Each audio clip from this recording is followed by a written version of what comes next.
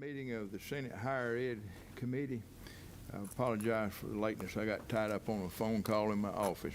I want to call on Senator Payne for, to have a morning invocation. Senator Payne. Heavenly Father, we come to you this morning, Lord. Just thank you for the beginning of a new week. We thank you for the opportunity to be here and do the service for the people of our state. Lord, we just ask you to lead us and guide us and give us clear eyes and minds of discernment as we go through our business today and this week. We ask this all in Jesus' name. Amen. Thank you. Thank you, Senator Payne. First bill we have on the agenda this morning, Senate Bill 109, Senator Cowsert. Public property has to do with 2 or 3 different items. Senator Cowsert. I presented this a couple of weeks ago, so I don't know that it needs a whole lot more detail from me. I understand you had some questions about it. This is the sunset provision on lapsing revenues in the university system. They're for certain fees and tuition predominantly that when they're accepted by the university system before the end of the fiscal year but have not been expended or applied towards tuition, it allows the university to keep those until the, running into the next fiscal year instead of lapsing back to the state. Also had a provision about writing off very minimal debts that are uncollectible or the cost of collecting would be greater than the debt collected. So this bill sunsets this summer at the end of June, I guess, and this just extends it for 5 years. Okay, it's my understanding in terms of the writing off the debt, this is just clearly a sunset extension, correct? Absolutely. Okay. And I might add the other part of the section, under Section 2, that's also seeking an extension of sunset. My concern in this is we currently have tuition in addition to 4 other funds. I think they have a carry forward amount that's carried as an asset on the balance sheet of over $500 million. And I've done some extensive looking, and I'm not complete in the research I have on it and looking at it in terms of what the total revenue of these funds are on an annual basis, and also the amount that's being reserved. I'm not saying that it's right. I'm not saying that it's wrong, but one particular fund carries over 80% of the annual revenue, or it's got that much that's reserved in a fund, and I still have some questions that I've asked and do not have answers on.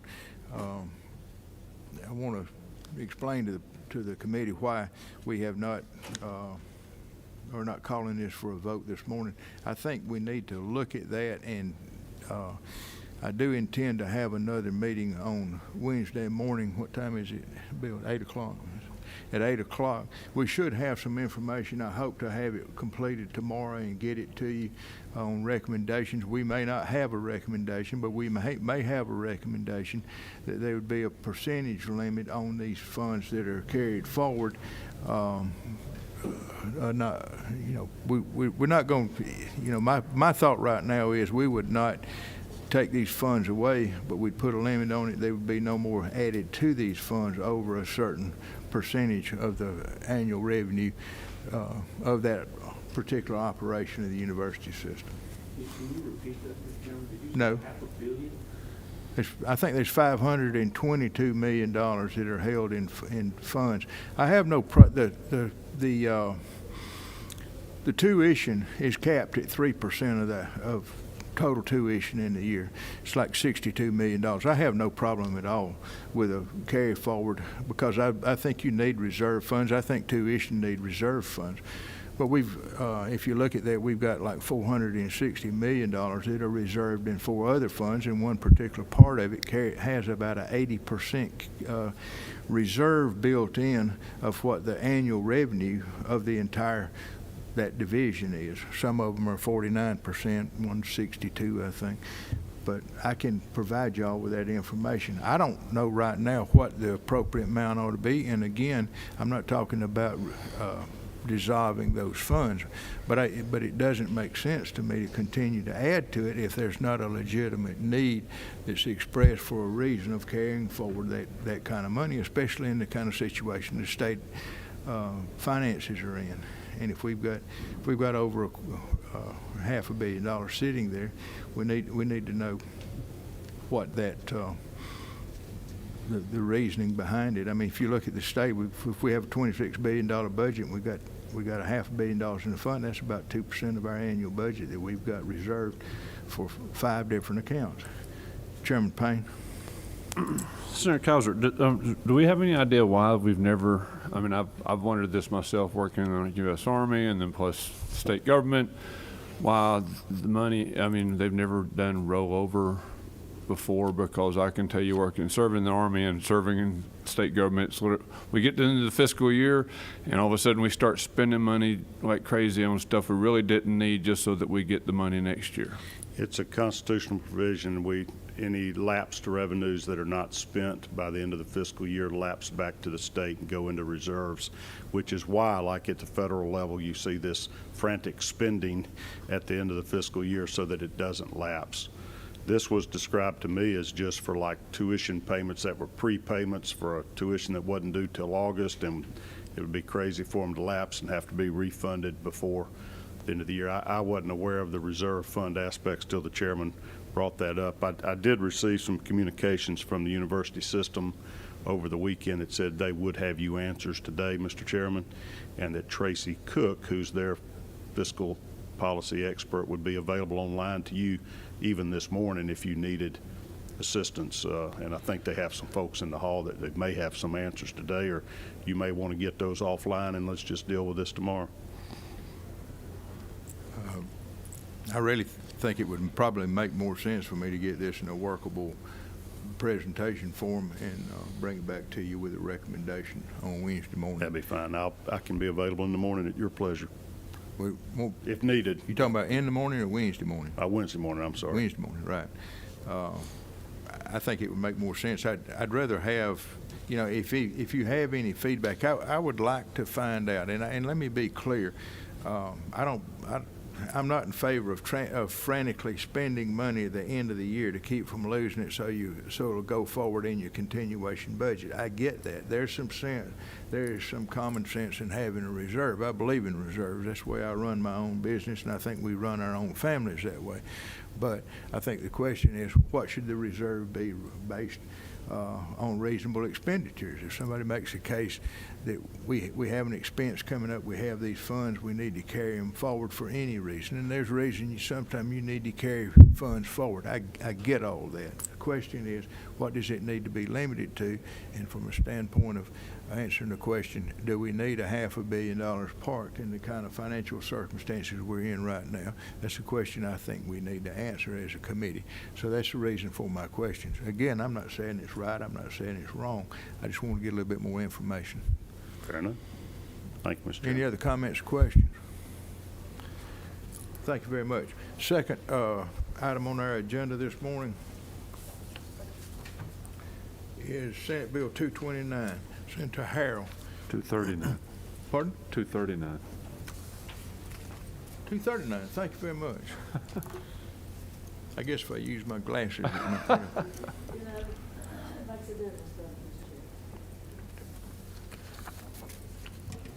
We are working off of LC 490338. Thank you, Mr. Chairman. Members of the committee, this bill is about prorating university fees and tuition based on credit hours that a student is enrolled in. If you look at the bill, there's a bunch of different fees listed. And I'm going to ask that you not really obsess over the names of those fees just right yet. That can come later. But that you, I'm going to give you a couple of scenarios of what's happening to students and why I brought this bill forward in the first place. The first scenario is a part-time student. This might be a student who is going part-time because they need to work. and earn the money for tuition, or they're supporting family members. This is a typical student who you might find at a college in my district, which is Gwinnett College. Most of the students at Gwinnett College do go part-time, and on average it takes them about 8 years to earn a university degree. The problem is that these kids at Gwinnett College, if they enroll in one class, they only pay half of the fees. But if they enroll in 2 classes, they pay 100% of the fees.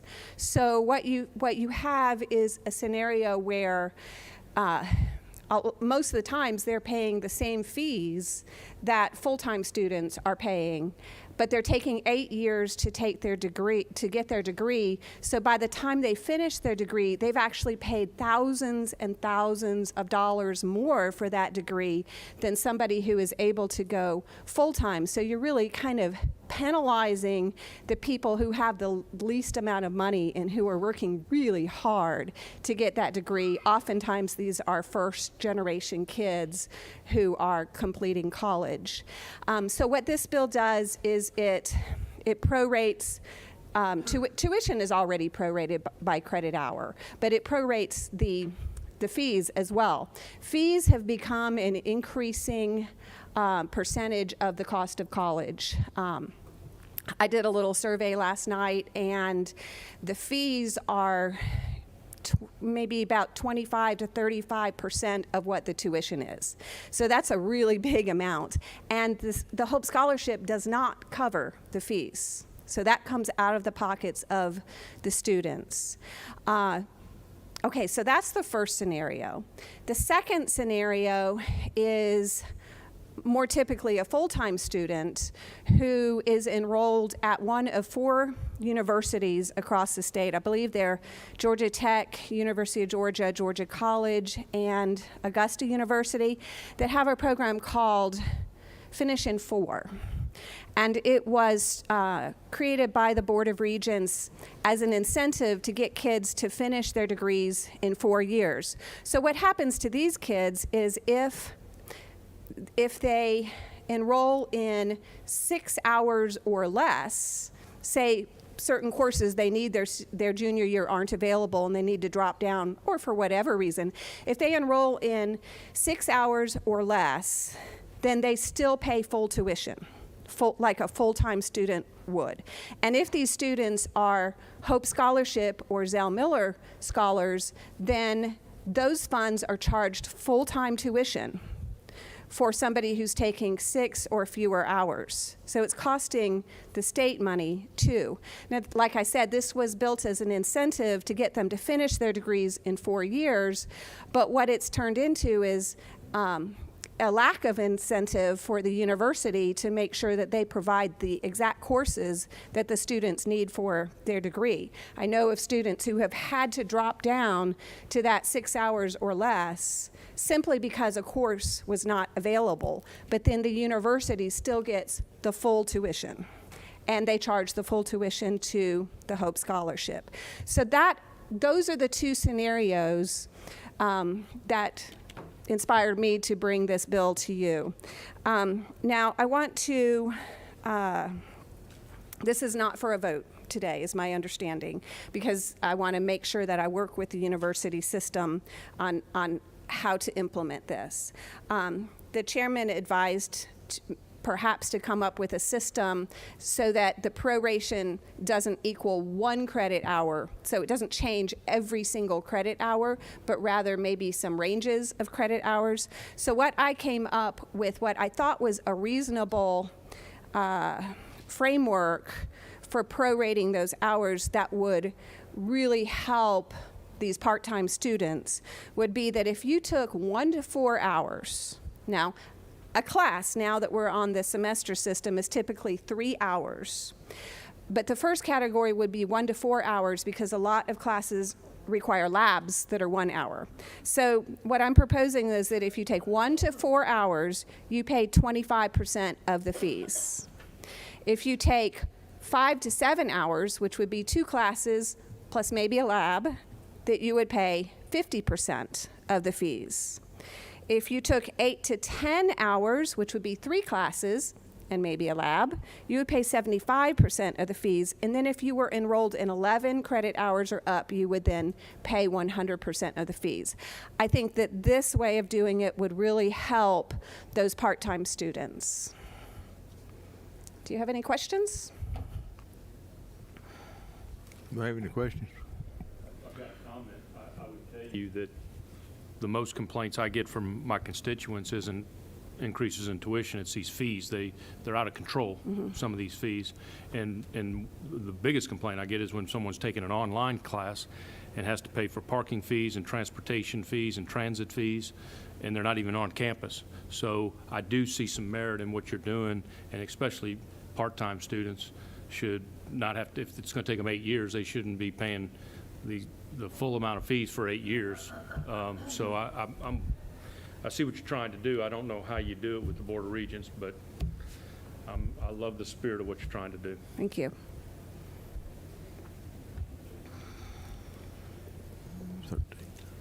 All right, Senator Hofstadter. No, I appreciate you bringing this forward, and it's not just the online classes. It could be a study abroad class where you're not even in the country, but you're paying all those fees, and it may just be one course, but you have the full fees. But I don't think there is a comprehensive policy across the state. There is not. It's every college sort of has their own policy. That's right. I do think we need some uniformity here on these fees, and I appreciate you bringing this forward.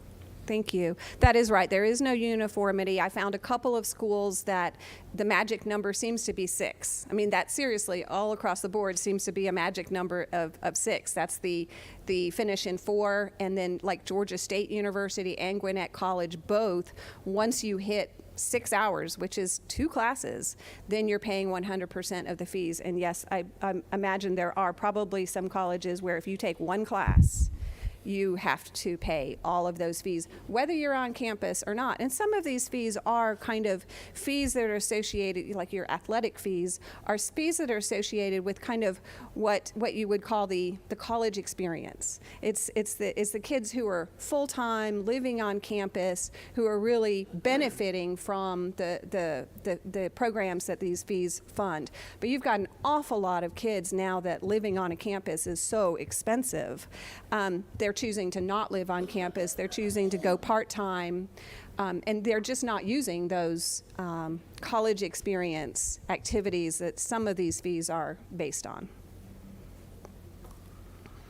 Any other comments? I do believe in reality, we have to bear in mind that probably the services that are rendered through these fees, you have a base cost that you have to cover.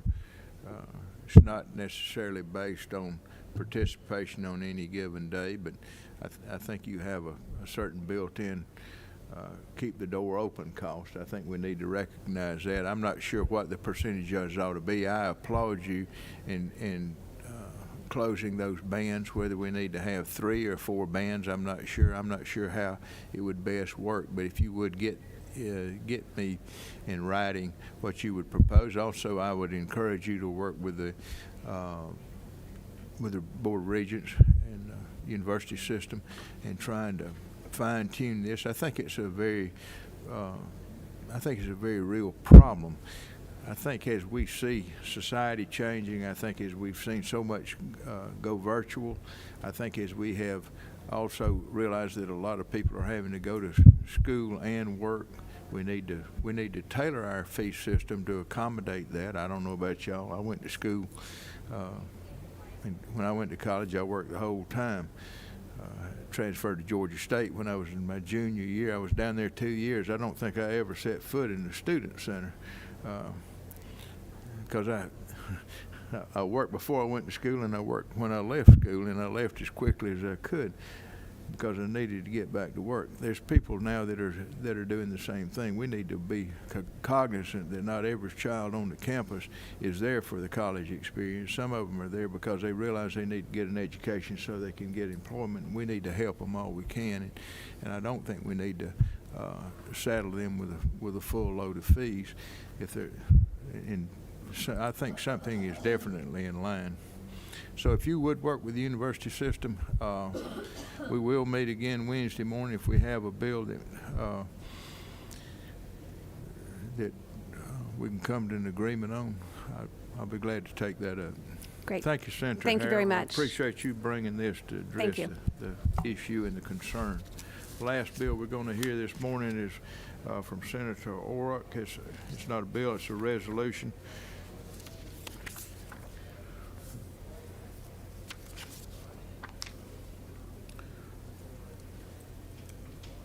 Resolution 154, Senator Orrock.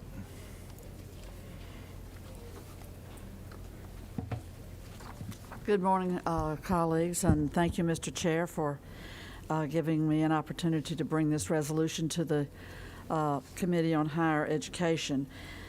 This is not a brand-new conversation that is being raised in this resolution. It would create a study committee that would be a joint study committee for strengthening Georgia's future workforce.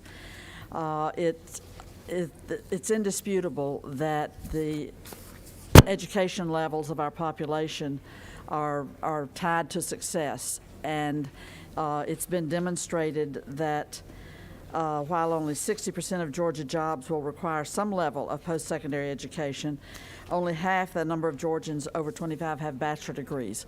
The former chair of this committee passed in 2017, I believe it was,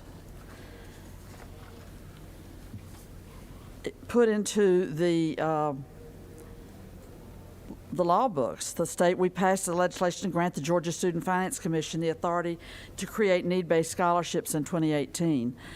That's not ever been funded, and we entertained a great bill the other day, which I supported, that addresses the needs for post-secondary education to be made available to youth coming out of the foster care system and having an obvious high need. The needs across the state are very high, and I think if we take another look now, the last time that it was studied comprehensively was by the chair of this committee who led the process and passed the bill was a good 4 years ago. This topic of needs-based financial aid for students is very high on not only my agenda, but on the agenda of the Chamber of Commerce, because of how much our workforce preparation is tied to being able to educate with post-secondary opportunities more and more students. And we've had some revealing discussion just from the last bill that was presented on the challenges that many families experience, many individuals experience in being able to afford a higher education. I had this was brought to me by people who work in high schools, college counselors seeking to get students on a pathway to post-secondary education opportunities. And they and the real world see this every day of kids that just cannot afford what it would cost to get in college, get in the technical school, and pay the fees and persevere. So I was very happy to have the Chamber's input on this because they've studied it for some time, and in fact provided all of us with top 10 issues to watch in 2021. The Georgia Partnership for Excellence in Education, which was formed. It's a kind of the voice of business on education issues. And we have with us today Amy Lancaster King from the Metro Chamber, who is the director there of Workforce Development and Public Policy, and can shed some further light. But the bills are not hard to understand. It's a 13-person joint study committee that would take a look between now and December at the needs of the state, the numbers, and what we can do to step forward. Now, I think it's a real good idea, obviously, to do needs-based financial aid, and 48 states do it already. Georgia and New Hampshire are not there yet. We've got some good, Governor Deal's REACH program was a good step and really a demonstration project, really. It's only had $6 million. It's only funded at $5 or $6 million, but it gets the private sector participating in bringing resources. I've heard that the unfortunate, it's hampered in the rural areas because it relies on having investors from the private sector in the scholarship program. And there are very under-resourced counties that just don't have that right at hand as we do up here in these Atlanta counties. So it may be something that's advantaging the metro area, but not the rest of the state. All these are things we would study, hopefully, if you see fit to pass SR 154 and create this joint study committee for strengthening Georgia's workforce.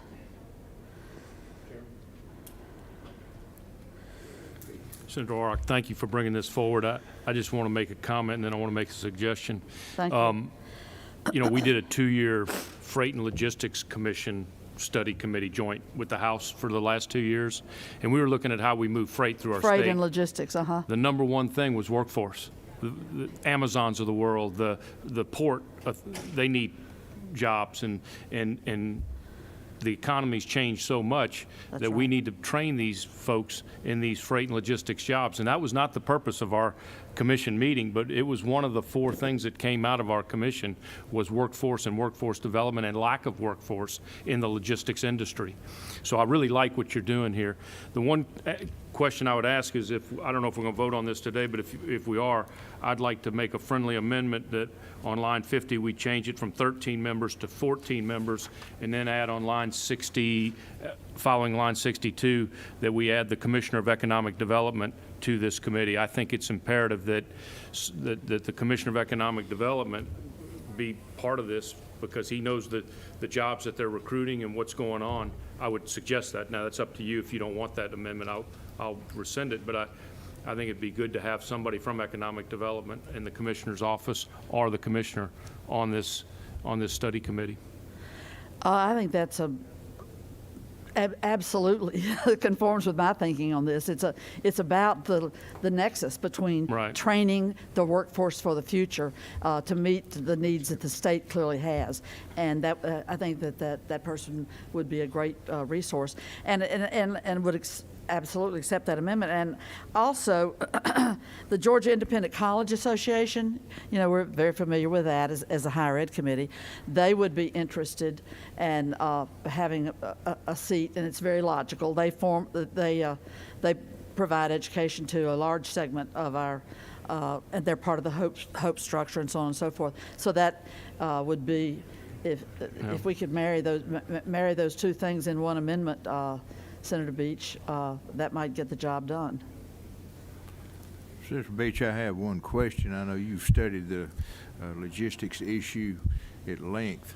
Of the jobs that are most lacking, or the employees that are most lacking in the freight and logistics industry, do the majority of those individuals, the training required, is it applied technological training, or is it what we consider typical university system training? No, it's more certification driven that they need in the logistics industry.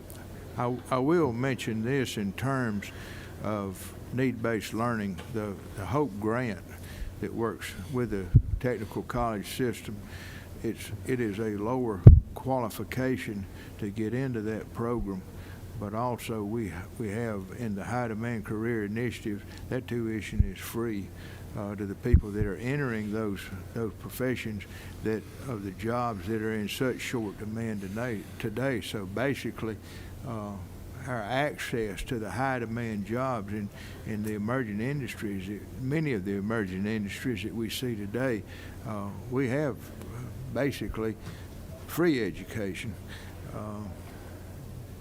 because of we recognize that it's an economic driver in the state, and it's truly a need for employment. I don't know of any construction related field that has a full complement of employees. Everyone needs help.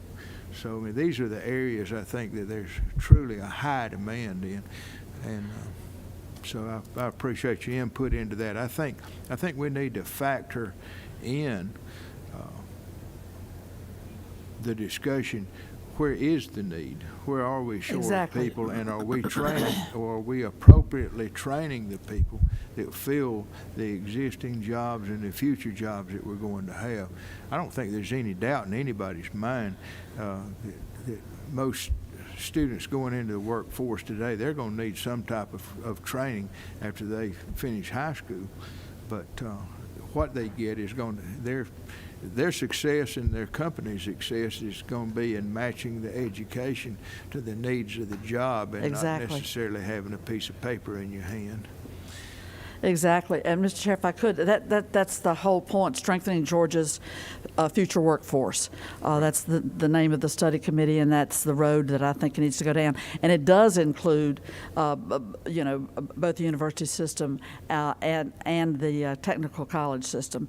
And that right now, that the Hope Career Grant ideally could be expanded to cover a number of technical, it picks and chooses some. I'm trying to get money in the budget for our technical college here in the Atlanta area to greatly expand its ability to train truck drivers, to be able to get the classification. We have enormous, with this port here and the airport here, there are enormous needs that the trucking industry has, for example, and you get that at a technical college. You get that training.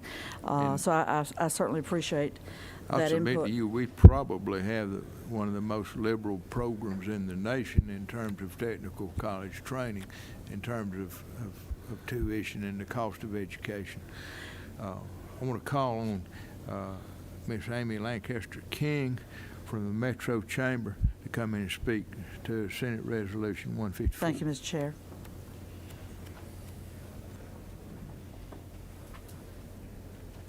Good morning, Amy. Good morning, Chairman Tippins. Thank you for having me today. Thank you, members of the committee. I am Amy Lancaster King. I am Senior Director of Workforce Development at the Metro Atlanta Chamber. And everybody in here knows that Georgia is the #1 state to do business, right? We all know that. We've earned that moniker for several years in a row. And despite COVID, we're still moving in that same direction. We've had some amazing announcements just in the last quarter and last month. Microsoft Software Development Center, 1,500 jobs. Invesco Corporate Headquarters, 500 jobs. Deluxe FinTech Innovation Center, 700 jobs. With regular announcements like these, it's not surprising that Georgia's demand for educated talent outpaces the nation. However, our education attainment levels don't quite match the national level. We're a little bit behind. Between 2016 and 2020, 45.6% of job postings required a bachelor's degree. That's a significant percentage of the jobs. And as we continue to see announcements like this, I expect that number to go up. Despite the success of Hope Scholarship to retain talent in the state, Georgia will need more than Hope to fulfill our workforce needs. Hope and Zell Miller scholarships do not meet the needs of many Georgia college students. While the median household income in the state is $58,700, students from higher income families are more likely to get state financial aid. Right now in USG, more than 90% of students with family income greater than $120,000 were receiving either Hope or Zell Miller scholarship. And compare that to family income of less than $30,000, only 10% of those students receive Zell Miller scholarship. These low-income students are working. They are putting in some major effort to pursue their education. According to a study in 2018 of about 8,000 Georgia college students, about 54% of students at the Georgia colleges and universities have some sort of basic needs insecurity. This is housing insecurity, homelessness, or food insecurity, 54%. About 6% of those experience all three of those needs. But these students are working. 59% of Georgia college students are working. Employed students work an average of 24 hours per week, and the students with suffering from the most insecurity actually work the most hours. Nearly 20% of the students are over 25, 42% are independent of their parents or guardians, and 13% have children of their own. So no wonder students from more secure family financial backgrounds are more likely to graduate from college. Increased education attainment rates not only means higher income for individuals, but it also means higher revenue for the state. And more education you have, the less likely you are to suffer from or experience unemployment. But as Senator Orrock mentioned, Georgia is one of only 2 states without a state-sponsored need-based aid program. We are at a point where we can't afford not to invest in more students to ensure we can meet our workforce needs and retain our position as the #1 state to do business. Thank you. I appreciate your time this morning. Any comments or questions from Ms. King? We will not be taking action on this resolution today. I encourage all who have concerns or suggestions to reach out to Senator Orrock. Senator Orrock, I encourage you to reach out to the parties that are involved, and let's see if we can get a consensus on going forward on this. I don't think anybody denies that we need to make a meaningfully address needs-based scholarships. I think what we need to realize also, and there's a disparity in society today, what I would like to do is,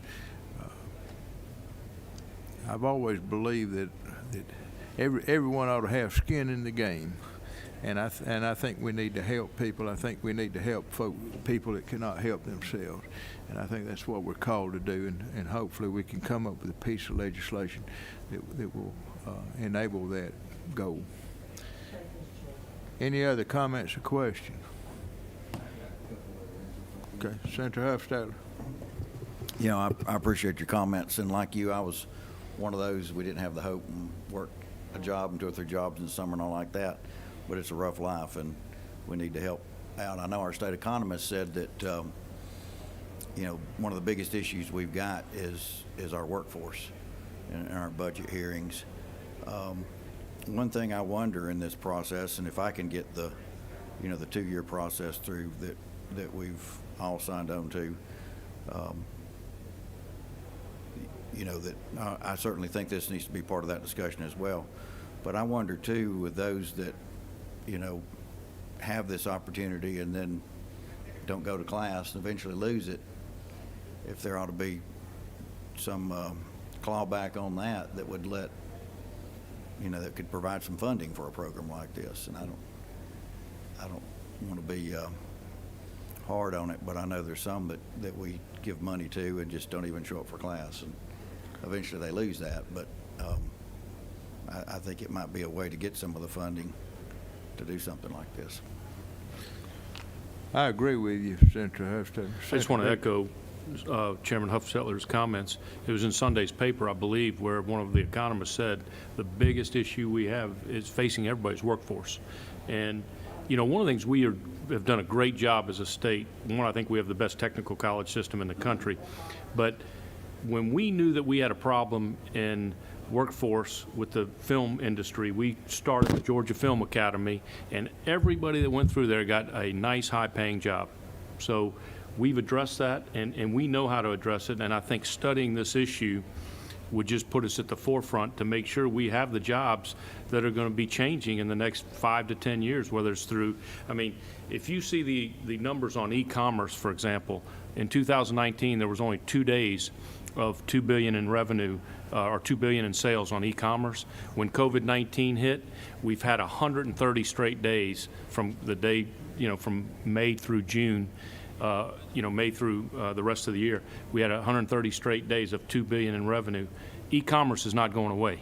The way we do things is not changing now. And it's going to continue to, well, it is changing. It's going to continue to change, and we better have the workforce in place to take care of these jobs. So I'm all for this. I know you don't want to vote on it today, but I hope you can get it to where we can vote on it on Wednesday, because I do think we need to study everything we can to make sure we got the workforce in place for these jobs for the future.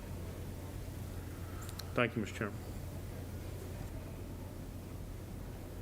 I may be opening Pandora's box, but I think we also need to address another issue I put some thought into a plan earlier, and I think I've shared this with you, Senator Orick. I know under the existing system that we have for Hope Scholarship, it's my opinion from looking at the history of Hope Scholarship from the educational policy standpoint, we have, I think there's been a tremendous amount of grade inflation in the state of Georgia that gets people into Hope Scholarship. And I think, and I know at one time, the number of students coming into the university system that had to take remedial courses to be prepared for college was extremely high. I think as we look at this, as we look at any public assistance for education, I want to help everyone that wants to help themselves. I know 5 years ago I had a study done. 61% of the students lost Hope Scholarship after the second semester. You think about the amount of investment we have in those students that we basically are not seeing a return on if they couldn't go to college otherwise. Only 25%, or basically 15% of the total ever came back and got into Hope Scholarship. We didn't have good numbers at that time on how many of those students actually finished college. I think one aspect we need to look at whatever level we're going to help students in school, I think there needs to be a condition of a certain minimum performance in college. Because if we say everybody ought to have the opportunity to go to college, if you cannot perform on the level that you can graduate from college and be successful, sitting in a college classroom may not necessarily be the best thing you can do for that student. I think we need to, from an operational standpoint, I personally would like to see Hope Scholarship cut back to whatever the program we have. We give them the first quarter. If they successfully complete the first quarter, whatever the standard of qualification is, then we'll continue. They can continue under the second, not quarter, but semester. But they can continue in the second, but it would be more of a loan than absolutely guarantee, and you can waste this money. Somebody's going to be on the hook if they're not going to apply themselves. Again, I want to help everyone who's willing to work. I want to help those people that need help. But those people that go to college because somebody else is paying for it and they don't value that opportunity, we can do a better job of marshaling the state's resources and putting them truly where it's going to benefit the state and the individual. So that's one aspect I'd like to see brought into the study committee, because I think we have an opportunity to relook at some of our practices. Senator Jordan. So, Mr. Chairman, I agree to some extent. I think it extends a little bit further, though, as you know, into our K-12 schools, which is there's been such a focus on graduation rates that I don't think there's really been a focus on necessarily preparing kids appropriately in some instances for the university or college system. So they'll graduate, like you say, with an appropriate grade point average to get Hope, but then they're having to take numerous and multiple remedial classes, which indicates to me then that they haven't actually been appropriately prepared for college or university. So I think it extends past just a child getting money and not wanting to apply themselves. I think it extends into K-12 where actually we're preparing them to actually be successful at the college or university system. I just wanted to make that comment. I agree with you, and I think part of that problem is, if I've looked at the K-12 and the higher ed policy side of it, a lot of students in high school aren't really interested in taking the preparatory courses that they need to enter particular institutions within the university system. But I do believe that part of this is good counseling and people understanding on the front end. If you want to pursue a particular field, these are the prerequisites you have to have. But I also think, from your standpoint, and you're spot on, I think we have to own up to the fact in K-12 sometimes the rigor is not in these courses that are required in some of our university systems. And again, I don't know that any education issue we can look at it solely under a microscope and say this is a full picture. You've always got to look at what comes before, and you always have to look at what comes after. I mean, we're looking for an educated workforce, but the bottom line, it starts back in kindergarten. So, well, some would say pre-K. I mean, you can make, you know, some say you start it from birth. I'm not one of them, but it's education begins at birth. But I think we have to look at it from a standpoint: what part of it is the state going to? How is it going to participate? What are the stated objectives? And how are we spending the state's resources? And what is the return on investment we're getting for those resources? And it's a continuum. And I think we need to look at it from that standpoint. But I also agree we need to look at the rigor, and you know, certainly counseling is important in high school for these students to know when they enter the 9th grade. If you're planning on going to, if you're trying to go to the University of Georgia, these are the courses you're going to have to take, and you're going to have to be proficient in them to get in. So, but this is an issue. I'm not, Central York, my opinion is I'm not sure the concept needs studying. I think we all realize we need to approach needs-based scholarships. I think the mechanism of how it most effectively does that to give the state and the individual a return on the investment is what we need to look at, and how the mechanics of how it would be implemented. Any other comments? Just a second. Let me get you at that mic. Go ahead. I was just going to say, you're a very likely candidate to be chair of that study committee. We're going to have 5 members if we are able to pass this and get it over to the House side. There is a wealth of information that we can seek, and really the challenge of where's the money coming from.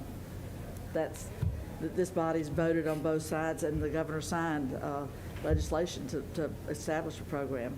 We've trying to bring the best thoughts, the best minds together to get there is a challenge. No question about it. Okay, thank you all. And I appreciate the 40 members that signed the resolution. I thank you for your participation this morning. Those, everyone who has a bill or a resolution, please try to let's get it perfected before Wednesday morning. We'll take it up at 8 o'clock. It has to be turned in before, pardon? Is it? Yes, it's in here, 8 o'clock Wednesday morning. We have to get it turned in the Secretary of Senate's office before we gavel in for it to be considered. I intend to take these bills up. Thank you very much. Thank you, Mr. Chair.